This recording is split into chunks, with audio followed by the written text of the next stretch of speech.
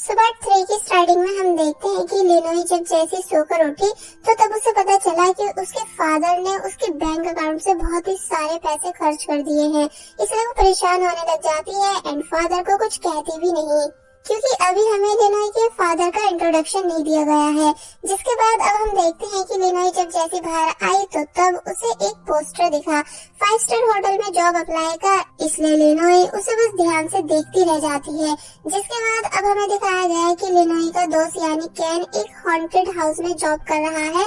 लिनोई उससे पूछती है कि तुम यहाँ जॉब क्यों कर रहे हो, तो तब उसने बताया इसलिए क्योंकि अभी मुझे कोई आइडिया नहीं है कि मेरा रियल इंटरेस्ट किस चीज में है, इसलिए मैं सभी जॉब्स को करके देखना चाहता हूँ। और फिर तभी लिनोई को समझाने लगा कि अगर तुम्हें नाइफ कंपटीशन में पार्टिसिपेट करना है जियांग को हराने के लिए, तो तुम अभी से अपनी प्रिपरेशन स्टार्ट कर दो, यानी कि किसी बड़े 5 स्टार होटल में जॉब करो, तभी तुम ज्यादा चीजें सीख पाओगी। तो ये सुन लिनोई मान गई और फिर नेक्स्ट डे उसी होटल में इंटरव्यू देने आ गई जिसके पोस्टर को उसने देखा था। बाय द वे ये और किसी का नहीं बल्कि जियांग का ही 5 स्टार होटल है। इसलिए जियांग जो कि सभी को कैमरा की हेल्प से देख रहा था वो सरप्राइज रह गया लिनोई को भी यहाँ देखकर। इसलिए अपने असिस्टेंट से पूछता है कि लिनोई ने किस चीज के लिए अप्लाई किया है, तो तब असिस्टेंट बताती है कि सभी जॉब्स के लिए सिर्फ वेयर हाउस कीपर की जॉब को छोड़कर। और वही लिनोई ने यहाँ अपना एक फ्रेंड भी बना लिया जिसका नाम है सॉन्ग, जो कि लिनोई से पूछने लगा कि तुम्हें कुकिंग में इंटरेस्ट कैसे आया। तो तब वो बोली कि एक्चुअली मेरा कुकिंग का ही बिजनेस है। तो ये सुन सॉन्ग बोलता है कि वाह तुम कुकिंग बिजनेस करती हो, फिर तो तुम्हारे बहुत सारे वर्कर्स भी होंगे। पर जब जैसे लिनोई बताती है कि बिजनेस से मेरा मतलब अपने खुद के स्ट्रीट स्टॉल से है, तो ये सुन सॉन्ग हंसता है। अब स्टार्ट हुआ पहला टेस्ट जहाँ एज ए वेट्रेस लिनोई को कस्टमर्स की लड़ाई रोकनी थी, लेकिन वो ऐसा नहीं कर पाई, इसलिए वो इस टेस्ट में हार गई। सेकंड टेस्ट किचन वेट्रेस का हुआ जहाँ पानी को बिना गिराए लेकर जाना था, बट लिनोई इस टेस्ट में भी बाहर हो जाती है। फिर बारी आई वॉशिंग एरिया की, जहाँ भी लिनोई ठीक से नहीं कर पाई, इसलिए वो इस टेस्ट में भी हार गई। और बस फिर ऐसे ही करते करते वो सभी टेस्ट में फेल हो जाती है। तो तब जियांग शॉक रह गया, ये बोलते हैं कि आखिर ये लड़की यह जॉब लेने आई है या सभी चीजों में फेल होने।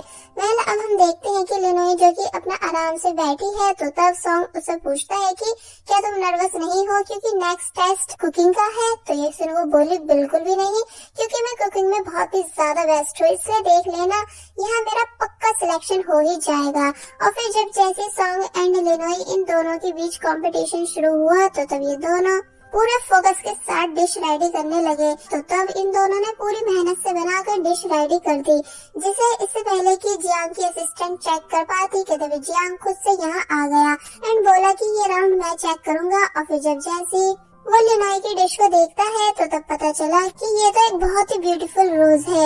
लिनोई बताती है कि ये टमाटो से बनाया गया है। तो तब जियांग ने ऑर्डर दिया कि आप दोनों बाहर वेट करो, हम रिजल्ट वही बताएंगे। और फिर लिनोई के जाने के बाद काफी प्यार से उस रोज को देखने लगा, बट सिलेक्शन उसने लिनोई का नहीं बल्कि सॉन्ग का किया, क्योंकि सॉन्ग की डिश लिनोई से ज्यादा बेहतर थी।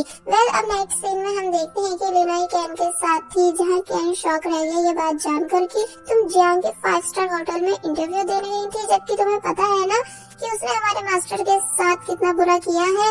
तो तब वो कहती है कि हाँ मुझे सब याद है, बल्कि मैंने जियांग का रेस्टो जॉब के लिए इसीलिए चूज किया है ताकि मैं जियांग के साथ रहकर उसकी स्किल्स को सीख सकूं, बिकॉज फिर मुझे आसानी होगी जियांग को नाइफ कंपटीशन में हराने में। और वहीं दूसरी तरफ हमें एक जिंजिंग नाम की लड़की दिखाई गई जिसे एक शेफ की तलाश है, क्योंकि उसका भी एक 5 स्टार होटल है, इसलिए वो लिनोई को जॉब पर रखना चाहती है, बिकॉज उसका मानना है कि मिस्टर कॉन्ग कभी किसी को ऐसे ही अपने पास नहीं रख सकते, जरूर उस लड़की में कोई तो खास बात होगी, इसलिए मुझे भी उसी को अपने यहाँ जॉब पर रखना है।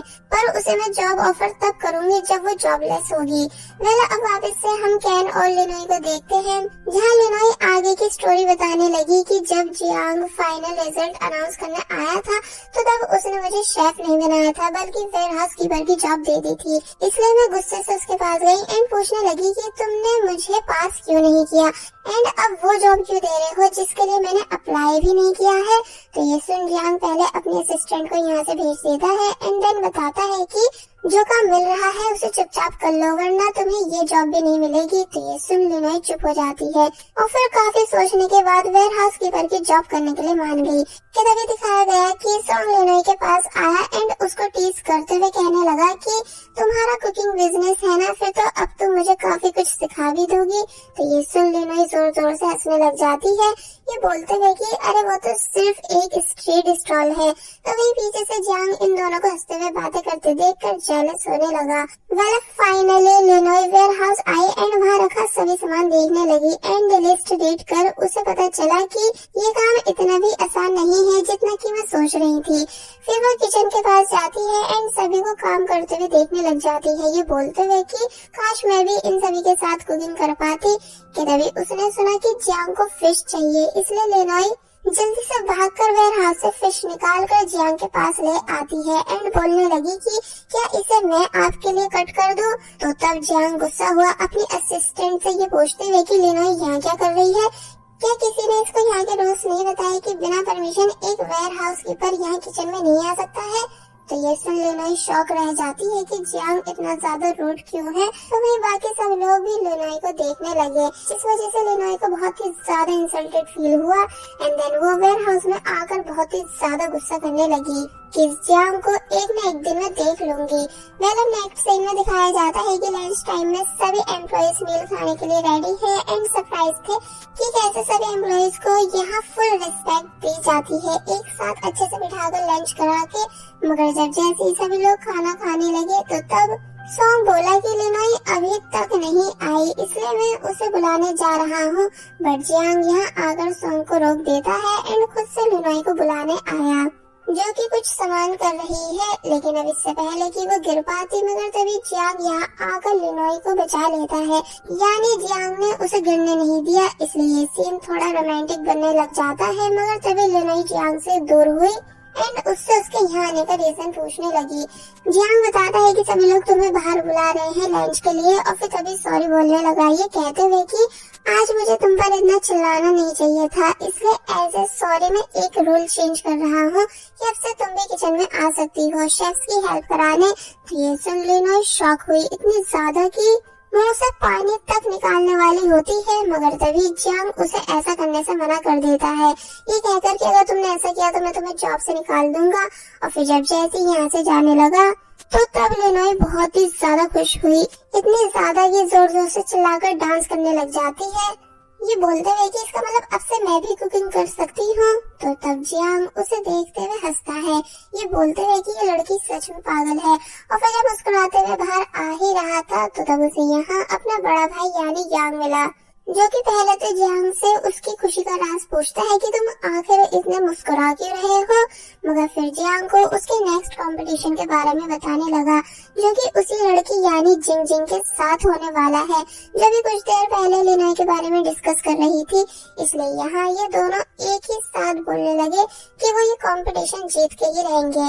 वेल नेक्स्ट सीन में हम देखते हैं कि कैन लिनोई से पूछ रहा था कि तुम इतनी ज्यादा खुश क्यों हो रही हो, जबकि अब जियांग तुमसे काम 2 कराएगा एंड सैलरी सिर्फ 1 काम की देगा, यानी अब तुम warehouse keeper and chef दोनों हो, पर तब भी पैसे तुम्हें कम ही मिल रहे हैं। तो ये सुन वो बोले कि इम्पोर्टेंट ये बात नहीं बल्कि ये है कि अब से मैं भी जियांग के साथ काम करूंगी, जिस वजह से मैं बहुत कुछ सीख पाऊंगी ताकि कंपटीशन में जियांग को हरा सकूं, इसलिए मैं खुश हूँ। पहले नेक्स्ट डे हम देखते हैं कि लिनोई ने as a chef kitchen join कर ली, जहाँ वो जियांग की काफी ज्यादा हेल्प करा रही थी, बार बार उसे कुछ न कुछ ला के देकर। जिसके बाद अब हमें लंच टाइम दिखाया गया, जहाँ आज सभी के लिए खाने लिनोई ने बनाया था, इसलिए सब काफी ज्यादा खुश हुए एंड लिनोई की बनाई डिश की तारीफ करने लगे। तो तब लिनोई बहुत ही ज्यादा खुश हुई, पर जब जैसे जियांग ने डिश टेस्ट की तो तब वो उसको बिल्कुल पसंद नहीं आई, इसलिए वो तभी यहाँ से चला गया, जिसका ये रिएक्शन लिनोई को भी समझ नहीं आया, इसलिए वो तभी उसके पीछे पीछे आई एंड वजह पूछने लगी, ये बोलकर कि अगर मैंने गलती की है तो तुम मुझे मेरी मिस्टेक बताओ, ऐसे मुंह बनाकर क्यों आए हो। तो तब जियांग वापस सभी के सामने आया एंड लिनोई से डिश को स्मेल करने के लिए बोलने लगा, ये पूछते हुए कि बताओ तुम्हें किस किस चीज की स्मेल आ रही है। तो ये सुन लिनोई बताती है कि बीफ की एंड जो जो चीजें उसने यूज की थी उन सभी की। मगर फिर बोले कि 1 मिनट, इसमें से शेल की भी स्मेल आ रही है। तो तब जियांग कहता है कि बिल्कुल, यानी कि तुमने जहाँ मीट कट किया था उस जगह को सही से क्लीन नहीं किया था, इसलिए पूरी डिश खराब हो गई है। और फिर बोला कि तुम ठीक अपने मास्टर की तरह हो, जिन्हें भी बिना समझाए कुछ समझ आता ही नहीं। तो ये सुन लिनोई को अच्छा नहीं लगा कि तुम मेरे मास्टर को बीच में क्यों ला रहे हो। तो तब जियांग कहता है कि अगर तुम्हें मेरे साथ काम करना है तो अपने मास्टर की सभी चीजों को भूलना होगा, जिसकी इन बातों का सपोर्ट जियांग की असिस्टेंट भी करने लगी। तो तब लिनोई को और भी ज्यादा इंसल्टेड फील हुआ। जियांग यहाँ पर ये तक कह देता है कि मैं तुम्हें सिर्फ 2 ऑप्शन दे रहा हूँ, या तो मेरे रूल्स फॉलो करो या फिर ये जॉब छोड़कर यहाँ से चले जाओ। और फिर तभी यहाँ से चला गया। लिनोई बहुत ही ज्यादा हर्ट हुई जियांग की इन सभी बातों से। साथ ही बाकी सब लोग भी यहाँ से उठकर चले जाते हैं बिना लिनोई की डिश को पूरा खाए, सिर्फ सॉन्ग को छोड़कर, जो कि लिनोई की तारीफ करने लगा। यानी कि एक तरह से वो लिनोई का दिल रख रहा था। बट लिनोई अब बहुत ही ज्यादा उदास है। और बस फिर इसी सीन के साथ पार्ट 3 यहीं पर एंड हो जाता है।